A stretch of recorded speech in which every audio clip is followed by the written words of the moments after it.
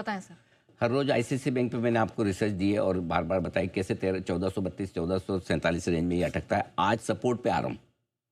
Interesting. हाँ हाँ हाँ, दोनों देखो, बॉलिंग बैटिंग दोनों करनी पड़ेगी तब मैच जीतेंगे। एक से कहा फील्डिंग भी करनी पड़ती है, ऑफकोर्स जो मैं कर रहा हूँ सब रिसर्च बना के ला रहा हूँ। तो इंट्राडे में 50 डीएमए के पास कल सपोर्ट लिया, 1381 का 50 डीएमए, कल 1382 पे लो बनाया, बंद 1385 पे हुआ। आखिरी सपोर्ट इसका 100 डीएमए 1377 के पास है, जो यहाँ से 5-7 रुपये नीचे है। 2 दिनों से 200 डीएमए है जो 1404, इसके ऊपर नहीं निकल रहा।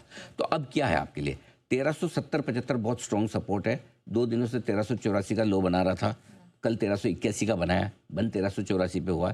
तो अब 1375 के नीचे बंद हो तो ही फ्रेश कमजोरी सोचनी है, ठीक है, नहीं तो फ्रेश कमजोरी है। 1405 के ऊपर बंद हो गया तो वापस से 1432 1447 जाने को तैयार है। तो यहाँ पर अब आईसीआईसीआई बैंक को शॉर्ट नहीं करना है, ठीक है। एक रिकवरी के लिए प्ले कर सकते हैं। रिकवरी का पहला टारगेट 1404 का होगा। 1405 के ऊपर बंद होने पर 1430 से 1445 के टारगेट के लिए ट्रेड करेंगे। क्लियर कट ऊपर का भी बता दिया था कब बेचना है, अब नीचे का भी बता दिया कब लेना है। स्टॉप लॉस हमेशा फॉलो करने, मार्केट है, हम जो सोचे, हम जो समझे, हम जो डेटा निकाले, जरूरी नहीं हर बार सही हो, कभी गलत भी होगा। तो डेटा के हिसाब से बिल्कुल डिसिप्लिन से करिए।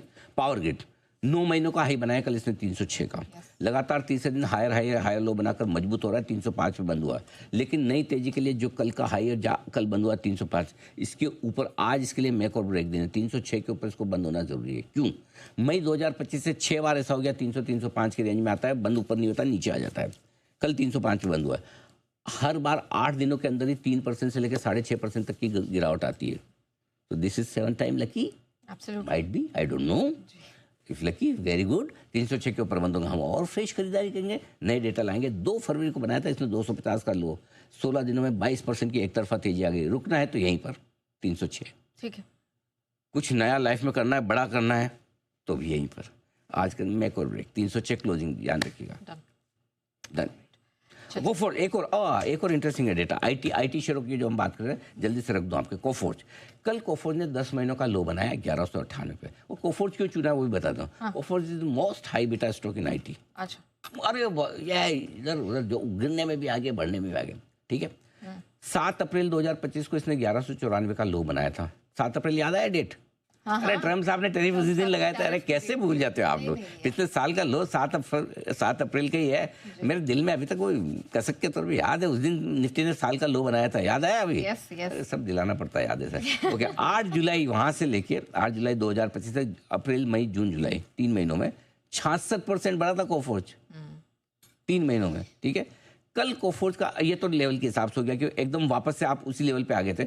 उस समय 1194 का लो बनाया था, कल 1198 का बनाया। 2-4 रुपए में कोई फर्क नहीं पड़ता, 1000 रुपए वाला स्टॉक है, ठीक है।